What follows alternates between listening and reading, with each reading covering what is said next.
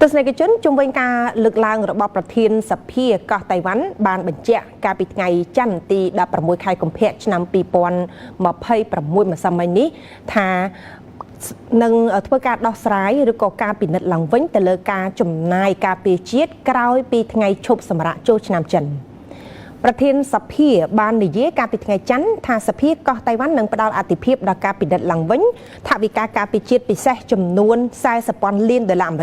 នៅពេលដែលចាប់ផ្ដើមការងារឡើងវិញក្រោយថ្ងៃឈប់សម្រាកបុណ្យចូលឆ្នាំចិនរយៈពេល1សប្តាហ៍បន្ទាប់ពីមានការព្រួយបារម្ភអំពីការពន្យាពេលពីសមាជិកសភាអាមេរិកមេដឹកនាំកោះតៃវ៉ាន់លោក Lachinger កាលពីឆ្នាំមុនបានស្នើឲ្យមានការចំណាយលើវិស័យការពារជាតិបន្ថែមដើម្បីទប់ទល់នឹងប្រទេសចិនដែលបានចាត់ទុកកោះនេះថាជាដែនដីរបស់ខ្លួនប៉ុន្តែគណៈបកប្រឆាំងដែលមានសម្លេងភាគច្រើននៅក្នុងសភាបានច្រានចោលមិនពិនិត្យឡើងវិញនៅសំណើនេះហើយជំនួសមកវិញបានជំរុញសំណើផ្ទាល់ខ្លួនមានតម្លៃទាបជាងនេះដែលផ្ដល់មូលធិសម្រាប់តែការទិញសភាវុធរបស់សហរដ្ឋអាមេរិកមួយចំនួនដែលលោកឡៃចង់បានកាលពីសប្តាហ៍មុនក្រុមទ្វេបកនៃសមាជិកសភាអាមេរិកចំនួន77រូបបានសរសេរទៅកាន់អ្នកនយោបាយជាន់ខ្ពស់កោះតៃវ៉ាន់ដោយបង្ហាញការព្រួយបារម្ភអំពីសភាពញាពេលការចំណាយលើវិស័យការពារជាតិដែលបានស្នើឡើងកោះតៃវ៉ាន់នឹងបន្តធ្វើសកម្មភាពដោយភាពហ្មត់ចត់និងដោះស្រាយក្នុងការចូលរួមចំណាយដោយការទទួលខុសត្រូវចំពោះសន្តិសុខរបស់ខ្លួននិងចំពោះសន្តិភាពនិងស្ថិរភាពនៅក្នុងតំបន់ Indo-Pacific រដ្ឋាភិបាលនឹងចាប់ផ្ដើមការងារឡើងវិញនៅថ្ងៃច័ន្ទក្រោយបន្ទាប់ពីថ្ងៃឈប់សម្រាកបុណ្យចូលឆ្នាំចិនបញ្ចប់សហរដ្ឋអាមេរិកគឺជាអ្នកគាំទ្រអន្តរជាតិនិងជាអ្នកផ្គត់ផ្គង់អាវុធសំខាន់បំផុតរបស់កោះតៃវ៉ាន់បើទោះបីជាខ្វះទំនាក់ទំនងការទូតជាផ្លូវការក៏ដោយ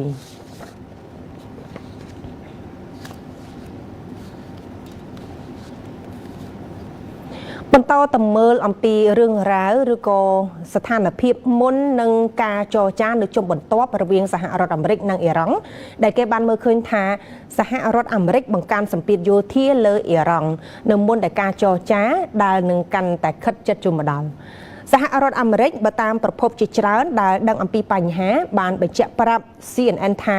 យោធាអាមេរិកកំពុងបន្តបង្កើនទ្រព្យសម្បត្តិផ្លូវអាកាសនិងកងទ័ពជើងទឹកយ៉ាងច្រើននៅមជ្ឈមបូព៌ាមុនពេលកិច្ចពិភាក្សាដែលបានគ្រោងទុកជាមួយនឹងអ៊ីរ៉ង់នៅក្នុងទីក្រុងហ្សឺណែវប្រទេសស្វីសនៅថ្ងៃអង្គារនេះសម្ភារៈទាំងនោះកំពុងត្រូវបានផ្លាស់ប្ដូរទីតាំងដើម្បីបំផិតបំភ័យទីក្រុងតេអ៊ីរ៉ង់និងមានជំរើសក្នុងការវាយប្រហារនៅក្នុងប្រទេសប្រសិនបើការចរចាលើកម្មវិធីនុយក្លេអ៊ែររបស់ខ្លួនបរាជ័យយោងតាមប្រភពដែលដឹងអំពីបញ្ហានេះទ្រព្យសម្បត្តិកងទ័ពអាកាសអាមេរិកដែលមានមូលដ្ឋាននៅចក្រភពអង់គ្លេសរួមទាំងនាវាដឹកប្រេងនិងយន្តហោះចម្បាំងកំពុងត្រូវបានដាក់ទីតាំងឡើងវិញឲ្យកាន់តែជិតមជ្ឈមបូព៌ាយោងតាមមន្ត្រីអាមេរិកមួយរូបសហរដ្ឋអាមេរិកក៏កំពុងបន្តដឹកជញ្ជូនប្រព័ន្ធការពារដែនអាកាសទៅកាន់តំបន់នេះដែរហើយអង្គភាពយោធាអាមេរិកជាច្រើនដែលដាក់ពង្រាយនៅក្នុងតំបន់ដែលត្រូវបានគេរំពឹងថានឹងបដូរវេនគ្នានៅក្នុងប្រមាណសប្តាហ៍ខាងមុខនេះបានទទួលបញ្ជាបន្ថែមទៀតយើងតាមតនន័យតាមដានការហោះហើរយន្តហោះដឹកទំនិញយោធាអាមេរិករាប់សិបគ្រឿងបានដឹកជញ្ជូនឧបករណ៍ពីសហរដ្ឋអាមេរិកទៅកាន់ប្រទេសហ្សតដានីបារ៉ែននិងអារ៉ាប៊ីសាអូឌីតក្នុងរយៈពេលប្រមាណសប្តាហ៍ថ្មីនេះ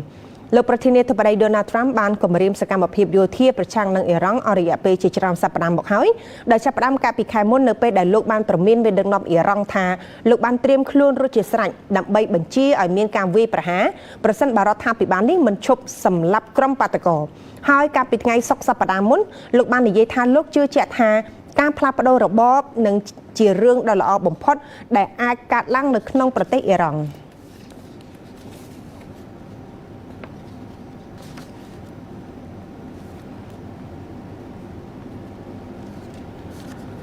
ជាមួយគ្នានេះលោក Donald Trump បានបញ្ជាក់ថាលោកនឹងចូលរួមដោយប្រយោលនៅក្នុងកិច្ចចរចានុយក្លេអ៊ែរអ៊ីរ៉ង់ខណៈដែលមានការប្រមានជាថ្មីពីពិភពលោកប្រធានាធិបតីសហរដ្ឋអាមេរិកលោក Donald Trump បាននិយាយកាលពីថ្ងៃច័ន្ទថាលោកនឹងចូលរួមដោយប្រយោលនៅក្នុងកិច្ចចរចារវាងអ៊ីរ៉ង់និងសហរដ្ឋអាមេរិកស្តីពីកម្មវិធីនុយក្លេអ៊ែររបស់ទីក្រុងតេអ៊ីរ៉ង់ដែលនឹងចាប់ផ្ដើមនៅថ្ងៃអង្គារនេះនៅទីក្រុងហ្សឺណែវដោយបន្ថែមថាលោកជឿថាទីក្រុងតេអ៊ីរ៉ង់ចង់ធ្វើកិច្ចព្រមព្រៀងមួយព្រោះពួកគេមិនចង់បានផលវិបាកនោះទេថ្លែងប្រាប់នាយកព័ត៌មាននៅលើយន្តហោះ Air Force One លោក Trump បាននិយាយថាលោកនឹងចូលរួមនៅក្នុងកិច្ចពិភាក្សាទាំងនោះដោយប្រយោល ហើយកិច្ចពិភាក្សានៅមានសារៈសំខាន់ខ្លាំងណាស់នៅពេលដែលត្រូវបានសាកសួរពីការរំពឹងទុកសម្រាប់កិច្ចព្រមព្រៀងមួយលោកត្រាំបាននិយាយថាអ៊ីរ៉ង់ចង់បានកិច្ចចរចាដែលប្រកាន់ជំហរតឹងប៉ុន្តែពួកគេបានរៀនមេរៀនពីផលវិបាកនៃជំហរដ៏តឹងរ៉ឹងបែបនេះកាលពីរដូវក្តៅមុនពលគឺនៅពេលដែលអាមេរិកទម្លាក់គ្រាប់បែកលើទីតាំងនុយក្លេអ៊ែររបស់អ៊ីរ៉ង់លោកត្រាំបានបន្តថានៅពេលនេះភាគីអ៊ីរ៉ង់មានការជំរុញលើកទឹកចិត្តនៅក្នុងកិច្ចចរចាហើយលោកគិតថាពួកគេមិនចង់បានផលវិបាកនៃការមិនធ្វើកិច្ចព្រមព្រៀងនោះទេការប្រមានជាថ្មីពីប្រធានាធិបតីអាមេរិករូបនេះបានកាត់ឡើងស្របពេលដែលមានភាពតានតឹងកំពុងខ្ពស់ខ្លាំងនៅមុនពេលកិច្ចចរចាដោយសហរដ្ឋអាមេរិកបានដាក់ពង្រាយនាវាផ្ទុកយន្តហោះគ្រឿងទី2ទៅកាន់តំបន់មជ្ឈិមបូព៌ាក្រុមមន្ត្រីអាមេរិកបានប្រាប់សារព័ត៌មាន Reuters ថាយោធាអាមេរិកកំពុងត្រៀមលក្ខណៈសម្រាប់លទ្ធភាពនៃយុទ្ធនាការយោធាជាបន្តបន្ទាប់ប្រសិនបើការចរចាមិនទទួលបានជោគជ័យនៅមុនពេលដែលសហរដ្ឋអាមេរិកបានចូលរួមជាមួយនឹងអ៊ីស្រាអែលក្នុងការវាយប្រហារទីតាំងនុយក្លេអ៊ែរអ៊ីរ៉ង់នៅក្នុងខែមិថុនាឆ្នាំមុន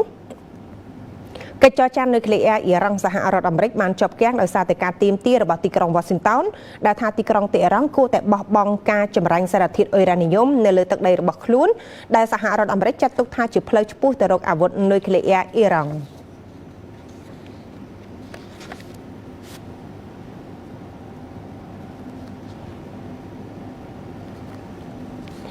ស្របពេលជាមួយគ្នានេះតកតងទៅនឹងស្ថានភាពទីផ្សារភាគហ៊ុននិងតម្លៃប្រេងគឺកំពុងតែស្ថិតនៅក្នុងភាពមិនថិតថេរជុំវិញកិច្ចចរចារវាងអ៊ីរ៉ង់និងសហរដ្ឋអាមេរិកទីផ្សារភាគហ៊ុនជាពិសេសគឺទីផ្សារហិរញ្ញវត្ថុសកលនៅក្នុងតំបន់អាស៊ីកំពុងតែដើរទៅមុខដោយប្រុងប្រយ័ត្នបំផុតនៅថ្ងៃអង្គារនេះក្នុងការជួញដូរធ្លាក់ចុះបន្តិចប៉ុន្តែមិនសូវប្រែប្រួលខ្លាំងប៉ុន្មាននោះទេនៅថ្ងៃឈប់សម្រាកបុណ្យចូលឆ្នាំចិនដ៏ធំហើយតម្លៃប្រេងបានកើនឡើងខ្ពស់ខណៈវិនិយោគិនរងចាំមើលកិច្ចចរចានុយក្លេអ៊ែររបស់សហរដ្ឋអាមេរិកនិងអ៊ីរ៉ង់នៅទីក្រុងហ្សឺណែវដែលគ្រោងនឹងចាប់ផ្ដើមនៅថ្ងៃនេះទីផ្សារនៅចិនដីគោកក្រុងហុងកុងសិង្ហបុរីកោះតៃវ៉ាន់និងកូរ៉េខាងត្បូងត្រូវបានបិទនៅថ្ងៃអង្គារនេះដោយសារតែថ្ងៃឈប់សម្រាកបុណ្យចូលឆ្នាំចិនចំណែកទីផ្សារអាមេរិកបានបិទកាលពីថ្ងៃច័ន្ទដោយសារតែថ្ងៃបុណ្យទិវាប្រធានាធិបតីនៅថ្ងៃអង្គារនេះសន្ទុះនីកេរបស់ជប៉ុនធ្លាក់ចុះ 0.5% នៅអូស្ត្រាលីសន្ទុះ S&P ASX 200កំពុងជួញដូរខ្ពស់ជាងមុន 0.5%តម្លៃប្រេងបានកើនឡើងមុនកិច្ចចរចារវាងអាមេរិកនិងអ៊ីរ៉ង់ដែលមានគោលបំណងបន្ធូរបន្ថយភាពតានតឹងស្របពេលដែលមានការផ្គត់ផ្គង់របស់អង្គការ OPEC Plus បានកើនឡើង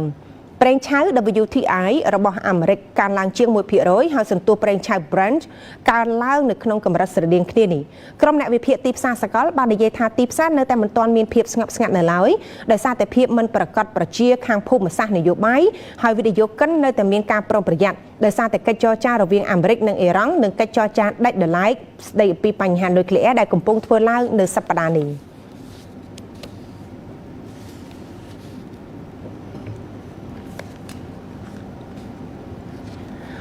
តើមើលអំពីបញ្ហារវាងអ៊ីស្រាអែលនិងក្រុមហាម៉ាស់ប៉ាឡេស្ទីនវិញប្រទេសអ៊ីស្រាអែលបានប្រកាសថានឹងទុកពេលរយៈពេល60ថ្ងៃក្រោយនៅក្នុងនោះគឺដើម្បីឲ្យក្រុមហាម៉ាស់ដកនៅអាវុធនៅក្នុងដែនដីកាហ្សាទីប្រឹក្សាជាន់ខ្ពស់របស់លោកនាយករដ្ឋមន្ត្រី Benjamin Netanyahu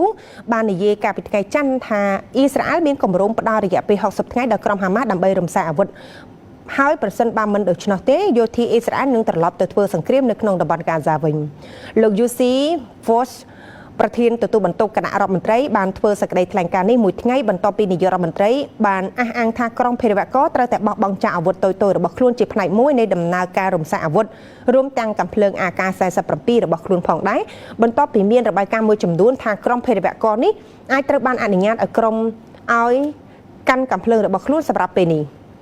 ថ្លែងនៅក្នុងទីក្រុង Jerusalem ទៅកាន់សន្និសីទ Bersava Group លោក Vosh បាននិយាយថារដ្ឋបាលលោកត្រាំបានស្នើសុំរយៈពេល60ថ្ងៃហើយពួកលោកកំពុងគោរពតាមលោកបានបញ្ជាក់ថាលោកមិនប្រកាសថាពេលណារយៈពេល60ថ្ងៃនឹងចាប់ផ្ដើមនោះទេប៉ុន្តែប្រហែលអាចចាប់ផ្ដើមជាមួយនឹងសន្និសីទក្រុមប្រឹក្សាសន្តិភាពនៅថ្ងៃប្រហ័សសប្តាហ៍នេះលោកបាននិយាយថាក្នុងអំឡុងពេលនោះក្រុមហាម៉ាស់នឹងត្រូវបោះបង់ចោលអាវុធទាំងអស់របស់ខ្លួនរួមទាំងកាំភ្លើងវែងផងដោយអះអាងថាអ៊ីស្រាអែលនឹងរឹបអូសយកកាំភ្លើង AK-47 របស់ក្រុមភេរវករនេះទាំងស្រុង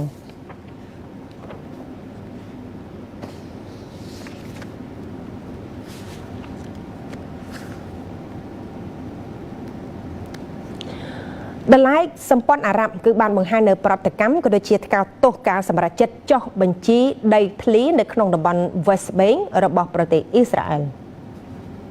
សម្ព័ន្ធអារ៉ាប់ឬហៅថា AL បាននិយាយនៅថ្ងៃច័ន្ទម្សិលមិញថាការសម្រេចចិត្តរបស់អ៊ីស្រាអែលក្នុងការចុះបញ្ជីតំបន់មួយចំនួននៃតំបន់ West Bank ជាទ្រព្យសម្បត្តិរដ្ឋគឺជាការរំលោភបំពានយ៉ាងច្បាស់លាស់លើច្បាប់អន្តរជាតិនិងសេចក្តីសម្រេចស្របច្បាប់អន្តរជាតិនៅក្នុងសេចក្តីថ្លែងការណ៍មួយសម្ព័ន្ធអារ៉ាប់បានថ្កោលទោសចំពោះការសម្រេចរបស់អ៊ីស្រាអែលដែលពាក្យសម្ដីធ្ងន់ធ្ងរដែលនិយាយថាជំហាននេះគឺជាវិធានការឯកតោភាគីដែលគ្មានប្រសិទ្ធភាពដែលមានគោលបំណងដាក់ចេញនៅការប៉ັດថ្មីជាក់ស្ដែងនិងបំរើជាជំហានត្រៀមឆ្ពោះទៅរកការដាក់បញ្ចូលទឹកដីប៉ាឡេស្ទីនជាឧបសម្ព័ន្ធរបស់អ៊ីស្រាអែលសេចក្តីថ្លែងការណ៍បានបន្ថែមថាការដាក់បញ្ចូលគោលនយោបាយនៃសកម្មភាពតាំងទីលំនៅខុសច្បាប់ធ្វើឲ្យប៉ះពាល់ដល់លទ្ធភាពនៃការសម្រេចបាននៅសន្តិភាពប្រកបដោយយុត្តិធម៌និងយូរអង្វែងដែលផ្អែកទៅលើដំណោះស្រាយរដ្ឋពីរសម្ព័ន្ធអារ៉ាប់បានព្រមានថាការបន្តគោលនយោបាយទាំងនេះនឹងធ្វើឲ្យភាពតានតឹងកាន់តែធ្ងន់ធ្ងរឡើងនិងគំរាមកំហែងដល់សន្តិសុខនិងស្ថិរភាពនៅក្នុងតំបន់ដែលនាំឲ្យមានអំពើហិង្សានិងអស្ថិរភាពបន្ថែមទៀតដែលអំពីវនីឲ្យមានអន្តរាគមន៍ជាបន្ទាន់ពីសហគមន៍អន្តរជាតិជាពិសេសក្រុមប្រឹក្សាសន្តិសុខអង្គការសហប្រជាជាតិអ៊ីស្រាអែលកាលពីថ្ងៃអាទិត្យបានអនុម័តផែនការមួយដើម្បីចុះបញ្ជីដីធ្លីនៅក្នុងតំបន់ West Bank ជាទ្រព្យសម្បត្តិរដ្ឋជាចំណាត់ការមួយដែលអាចពង្រឹងការអះអាងទាមទាររបស់អ៊ីស្រាអែលនិងសម្រួលដល់ការពង្រីកការតាំងទីលំនៅយោងតាមសេចក្តីថ្លែងការណ៍រួមមួយផែនការនេះដែលបានដាក់ជូនដោយរដ្ឋមន្ត្រីក្រសួងហិរញ្ញវត្ថុលោក Bezalel Smotrich រដ្ឋមន្ត្រីក្រសួងយុតិធម៌លោក Yariv Levin និងរដ្ឋមន្ត្រីក្រសួងការពិជាតិលោក Israel Katz ត្រូវបានអនុម័តដោយគណៈរដ្ឋមន្ត្រី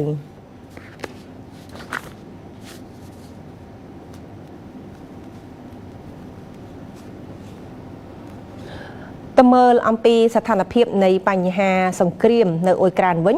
លោក Zelensky ប្រធានាធិបតីរបស់ប្រទេសអ៊ុយក្រែនគឺបានព្រមានពីការវាយប្រហារថ្មីរបស់រុស្ស៊ីលើទឹកដីរបស់ប្រទេសអ៊ុយក្រែនខណៈពេលដែលកិច្ចចរចាគឺនឹងចាប់ផ្ដើមនៅក្នុងទីក្រុង Geneva លោកប្រធានាធិបតីរបស់អ៊ុយក្រែន Volodymyr Zelensky បាននិយាយកាលពីថ្ងៃច័ន្ទថារុស្ស៊ីកំពុងត្រៀមវាយប្រហារទ្រង់ទ្រាយធំថ្មីលើហេដ្ឋារចនាសម្ព័ន្ធថាមពលរបស់អ៊ុយក្រែន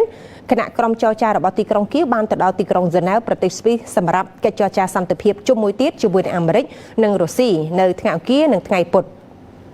លោក Zelensky បាននិយាយនៅក្នុងសន្ទរកថាពេលយប់របស់លោកថារបាយការណ៍ចារកម្មបង្ហាញថារុស្ស៊ីកំពុងត្រៀមវាយប្រហារទ្រង់ទ្រាយធំថ្មីលើថាមពលហើយប្រព័ន្ធការពារដែនអាកាសត្រូវតែត្រៀមឲ្យបានត្រឹមត្រូវលោកបានជំរុញឲ្យបណ្ដាដៃគូធានាការផ្ដល់ការគាំទ្រប្រព័ន្ធការពារដែនអាកាសទាន់ពេលវេលាដែលនិយាយថាការពជាពេលអាចបង្កើនការខូចខាតពីការវាយប្រហារនានាលោកថាការពជាពេលណាមួយនៅក្នុងការផ្គត់ផ្គង់មីស៊ីលការពារដែនអាកាសហើយការដឹកជញ្ជូនមិនទាន់ពេលវេលាណាមួយនឹងបង្កើនការខូចខាតពីការវាយប្រហារកាន់តែធ្ងន់ធ្ងរដែលបន្ថែមថាការបដិញ្ញាចិត្តដែលបានពិភាក្សានៅក្នុងសន្និសីទសន្តិសុខទីក្រុងមូនិចថ្មីនេះគួរតែត្រូវបានអនុវត្តយ៉ាងឆាប់រហ័សលោក Zelensky បាននិយាយថាគណៈប្រតិភូរបស់លោកបានទៅដល់ទីក្រុង Geneva ហើយកំពុងរៀបចំសម្រាប់ការចរចាប៉ុន្តែបានព្រមានថាការវាយប្រហាររបស់រុស្ស៊ីជាបន្តបន្ទាប់អាចធ្វើឲ្យវឌ្ឍនភាពឈានឆ្ពោះទៅរកសន្តិភាពកាន់តែលំបាក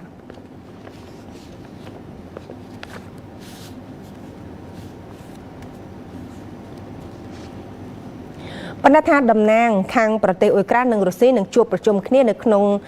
ទីក្រុងហ្សឺណែវសម្រាប់ការចរចានៅក្នុងជុំបន្ទាប់ហើយគេក៏បានមើលឃើញនៅបញ្ហាទឹកដីក៏អាចផ្ដោតទៅលើការពិភាក្សានៅក្នុងការចរចានេះដែររវាងភាគីទាំងពីរដើម្បីឈានឆ្ពោះទៅរកចំណុចមួយហើយអាចនឹងឈានបញ្ចប់នៅបញ្ហាសង្គ្រាមនៅក្នុងប្រទេសអ៊ុយក្រែននេះ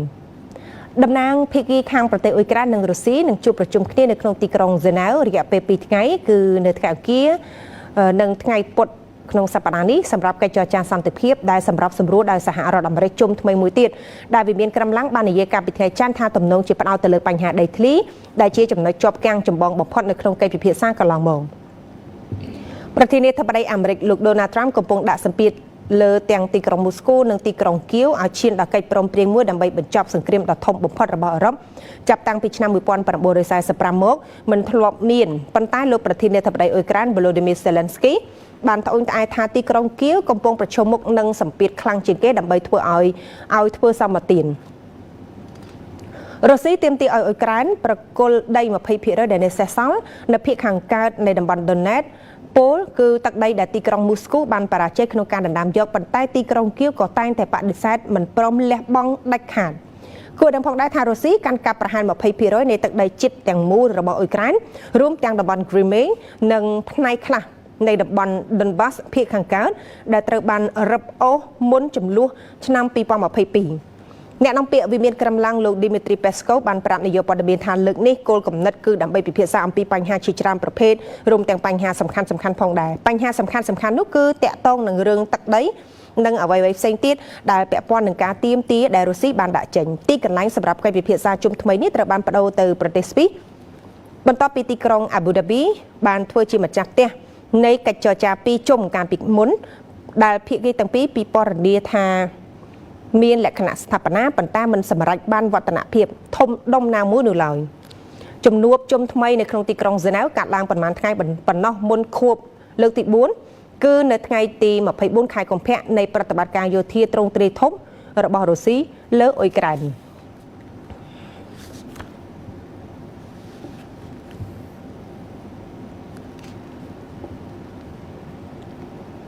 តើតងទៅនឹងកិច្ចចរចា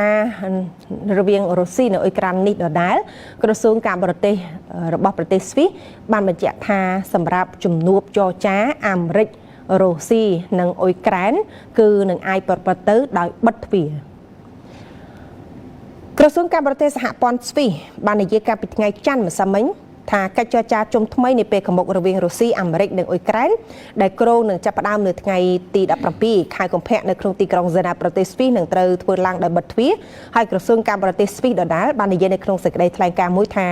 តំណាងសារព័ត៌មានមិនត្រូវបានអនុញ្ញាតឲ្យចូលរួមកិច្ចចរចាត្រីភាគីរវាងរុស្ស៊ីអ៊ុយក្រែននិងអាមេរិកនោះទេយោងតាមរបាយការណ៍មុនគណៈប្រតិភូមកពីរុស្ស៊ីសហរដ្ឋអាមេរិកនិងអ៊ុយក្រែនគ្រោងនឹងធ្វើកិច្ចចរចាជុំថ្មីនៅក្នុងទីក្រុងហ្សឺណែវនៅថ្ងៃទី17និង18ខែកុម្ភៈប្រពន្ធបាននិយាយថាកិច្ចចរចាត្រីភាគីត្រូវគេរំពឹងថានឹងផ្ដោតទៅលើកត្តាសំខាន់ៗនៅក្នុងការដោះស្រាយបញ្ហាអ៊ុយក្រែនដែលគ្របដណ្ដប់លើទស្សនវិជ្ជាយោធានយោបាយនិងមនុស្សធម៌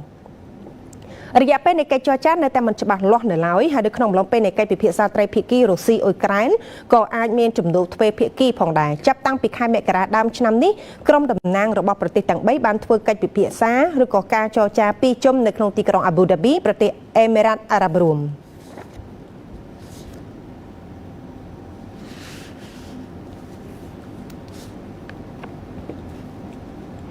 ជំវិញការលើកឡើងរបស់ប្រធានាធិបតីសហរដ្ឋអាមេរិកលោក Donald Trump ដែលជាអ្នកសម្របសម្រួលមួយនៅក្នុងការចរចារវាងរុស្ស៊ីនិងអ៊ុយក្រែននៅក្នុងបញ្ហាសង្គ្រាមដែលបានអូសបន្លាយរយៈពេល4ឆ្នាំមកនេះលោក Trump បានលើកឡើងថាកិច្ចចរចារវាងរុស្ស៊ីនិងអ៊ុយក្រែនគឺពិតជាងាយស្រួលណាស់ខណៈពេលដែលគេហាក់បីដូចជាមានការរំពឹងទុកទាបបំផុតនៃលទ្ធផលនៃការចរចាមួយនេះប្រធានាធិបតីសហរដ្ឋអាមេរិកលោក Donald Trump គឺបានបញ្ជាក់ហាក់បីដូចជាមានជំនឿយ៉ាងមុតមាំដោយនៅក្នុងនោះគណៈប្រតិភូអ៊ុយក្រែនត្រៀមចូលរួមកិច្ចចរចាសន្តិភាពជុំមួយទៀតជាមួយនឹងមន្ត្រីរុស្ស៊ីដែលសម្របសម្រួលដោយអាមេរិកនៅក្នុងទីក្រុងហ្សឺណែវនៅថ្ងៃអង្គារទី17ខែកុម្ភៈនេះក្នុងជំនួបមួយដែលលោកប្រធានាធិបតី Donald Trump បាននិយាយកាលពីថ្ងៃច័ន្ទផងដែរថានឹងងាយស្រួលណាស់ប្រព័ន្ធផ្សព្វផ្សាយបានរាយការណ៍ថាពុំមានការរំពឹងទុកអំពីវឌ្ឍនភាពគួរឲ្យកត់សម្គាល់ណាមួយលើការបញ្ចប់សង្គ្រាមនោះទេនៅក្នុងកិច្ចប្រជុំរយៈពេល2ថ្ងៃនៅថ្ងៃអង្គារនិងថ្ងៃពុធនៅប្រទេសស្វីសដោយសារតែភាគីទាំងពីរហាក់ដូចជានៅតែប្រកាន់ខ្ជាប់គោលជំហរចរចាដ៏រឹងរូសរបស់ពួកគេលើបញ្ហាសំខាន់ៗបើទោះបីជាសហរដ្ឋអាមេរិកបានកំណត់នៅអាសន្នវត្តខែមិថុនាដើម្បីឈានដល់ដំណោះស្រាយមួយក៏ដោយអនាគតនៃទឹកដីអ៊ុយក្រែនដែលរុស្ស៊ីកាន់កាប់ឬក៏ទាមទារនៅតែជាបញ្ហាស្នូលដែលវិមានក្រមឡាំងនិយាយថានឹងលើកយកទៅពិភាក្សានៅក្នុងកិច្ចចរចាជុំថ្មីនេះកិច្ចខិតខំប្រឹងប្រែងសន្តិភាពរយៈពេល1ឆ្នាំដោយរដ្ឋបាលរបស់លោកត្រាំមិនទាន់អាចបញ្ឈប់ការប្រយុទ្ធគ្នានៅឡើយហើយថ្លែងប្រាប់អ្នកយកព័ត៌មានកាលពីល្ងាចថ្ងៃច័ន្ទលោកត្រាំបាននិយាយថាកិច្ចចរចារវាងរុស្ស៊ីនិងអ៊ុយក្រែននៅថ្ងៃអង្គារនេះក្នុងទីក្រុងហ្សឺណែវនឹងឈានដល់កិច្ចចរចាដ៏ធំនិងងាយស្រួលណាស់ដែលបានថាអ៊ុយក្រែនគួរតែមកកាន់តុចរចាឲ្យបានលឿន ក្រមត្រីនិងអ្នកវិភាគលោកខាងលិចបាននិយាយថាលោកប្រធានាធិបតីរុស្ស៊ីវ្លាឌីមៀពូទីនជឿជាក់ថារុស្ស៊ីកំពុងមានព្រៀបហើយការគាំទ្ររបស់លោកខាងលិចចំពោះអ៊ុយក្រែននឹងថយចុះចំណែកឯការតស៊ូរបស់អ៊ុយក្រែនទីបំផុតនឹងដួលរលំនៅក្រោមសម្ពាធបច្ចុប្បន្នរុស្ស៊ីកាន់កាប់ប្រហែល 20% ហើយនៃទឹកដីជាតិរបស់អ៊ុយក្រែនរួមទាំងតំបន់ Crimea និងផ្នែកខ្លះនៃតំបន់ Donbas ភាគខាងកើតដែលត្រូវបានរឹបអូសមុនចំនួនឆ្នាំ 2022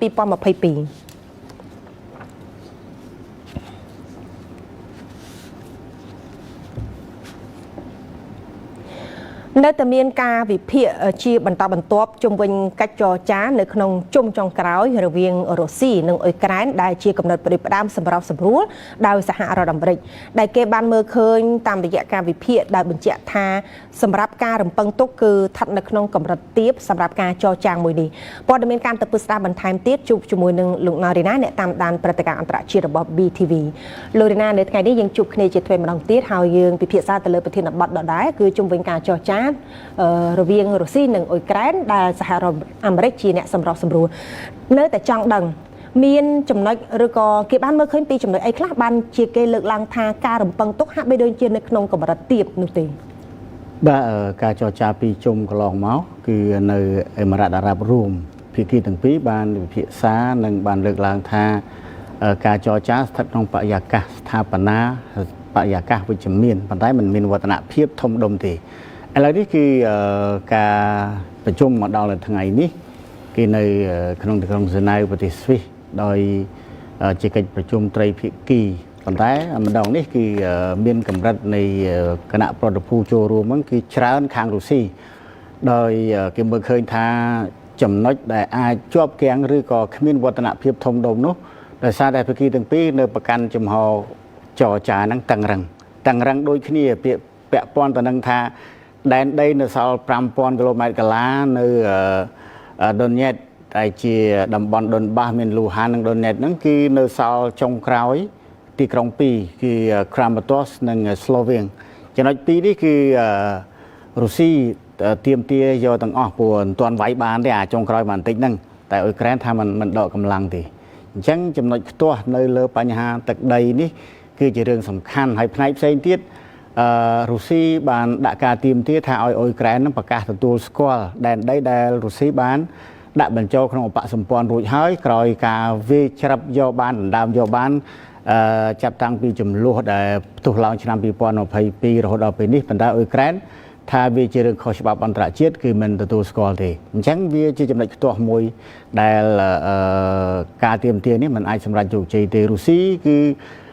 នៅតែប្រកាន់ចំហថារុស្ស៊ីត្រូវតែឈ្នះក្នុងការចរចាក៏ដោយគឺចរចាបដាវាយបដាដាក់សម្ពាធបដាអញ្ចឹងរុស្ស៊ីត្រូវតែឈ្នះនៅលើតុចរចាបើមិនអញ្ចឹងទេក៏រុស្ស៊ីត្រូវតែឈ្នះនៅក្នុងសមរភូមិដែលរុស្ស៊ីបង្កើនការវាយប្រហារចុងក្រោយនេះលទ្ធផលដែលគេរំពឹងទុកថានឹងមានកម្រិតទាបនេះដោយសារតែភាគីទាំងពីរនៅប្រកាន់ចំហតឹងរឹងរុស្ស៊ីបានបន្ថែមគណៈប្រតិភូច្រើនលោក Vladimir Zelensky ដែលជាប្រធានគណៈប្រតិភូធ្លាប់ជួបមួយភាគីអ៊ុយក្រែនកាលពីឆ្នាំ 2022 ក៏បានដឹកនាំគណៈប្រតិភូមកចូលរួមហើយមានទាំងមន្ត្រីប្រធានចារកម្មអនុរដ្ឋមន្ត្រីការបរទេសក៏មកចូលរួមក្នុងការពិភាក្សានេះដែរដោយវាមានក្រំឡើងថាប្រធានបទនឹងច្រើនគឺនិយាយតាំងពីបញ្ហាសេដ្ឋកិច្ចក៏មានបញ្ហាទឹកដីហ្នឹងក៏មានបញ្ហាតំបន់ពាណិជ្ជកម្មបញ្ហាបច្ចេកទេសផ្នែកយោធាក៏នឹងពាក់ព័ន្ធនឹងបញ្ហានយោបាយអញ្ចឹងហើយបានជាមើលទៅខាងភាគីទាំងពីរហ្នឹងដូចប្រកាន់ចំហចាស់ដដែលទេអញ្ចឹងហើយបានគេរំពឹងទុកថាវាមានកម្រិតទាបណាស់ដែលអាចសម្រេចបានលើកលែងតែអ៊ុយក្រែនហ្នឹងទទួលយកសម្ពាធហ្នឹងតែម្ដងបើមិនទទួលយកសម្ពាធទេគឺมันមានវឌ្ឍនភាពទេហើយយ៉ាងទៀតអ៊ុយក្រែនហ្នឹងរងសម្ពាធខ្លាំងរុស្ស៊ីក៏រងសម្ពាធប៉ុន្តែអ៊ុយក្រែនហ្នឹងខ្លាំងជាងគេដោយសារតែអ៊ុយក្រែនហ្នឹងចាញ់ព្រៀបនៅលើសមរភូមិផងហើយជួបផលលំបាកច្រើនម្ល៉េះហើយការដាក់សម្ពាធថាត្រូវបញ្ចប់សង្គ្រាមនេះនៅត្រឹមខែមិថុនាឆ្នាំនេះគឺជាអសានវិទ្យាដែលលោកត្រាំបានប្រកាសហើយថាឲ្យភាគីទាំងពីរហ្នឹងគឺស្វែងរកឱកាសប៉ុន្តែអសានវិទ្យាច្រើនលើកហើយដែលលោកដូណាល់ត្រាំបានដាក់មកប៉ុន្តែมันអាចសម្រេចបានដល់គោលដៅទេអញ្ចឹងនេះជាការកំណត់ថ្មីទៀតដែលថាត្រឹមអំឡុងខែមិថុនាឆ្នាំនេះសង្គ្រាមនេះនឹងចប់តាមរយៈការដាក់សម្ពាធហើយភាគីអ៊ុយក្រែននៅតែនិយាយលោក Volodymyr Zelensky ក្នុងអំឡុងពេលចូលរួមសន្និសីទមួយនេះ នៅប្រទេសអាល្លឺម៉ង់ហ្នឹងក៏និយាយដែរថា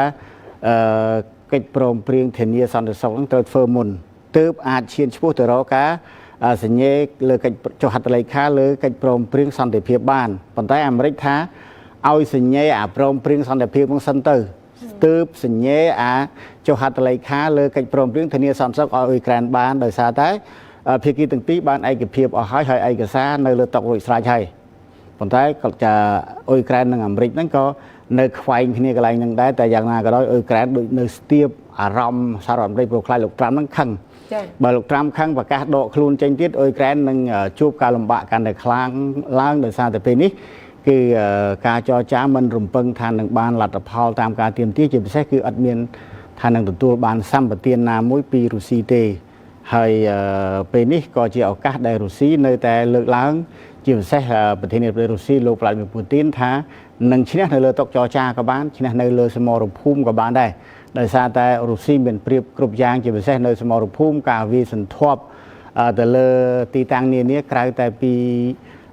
តាមបណ្ដោយព្រំដែនដែលកំពុងប្រយុទ្ធគ្នាក្តៅកគុកគឺប្រមាណ1250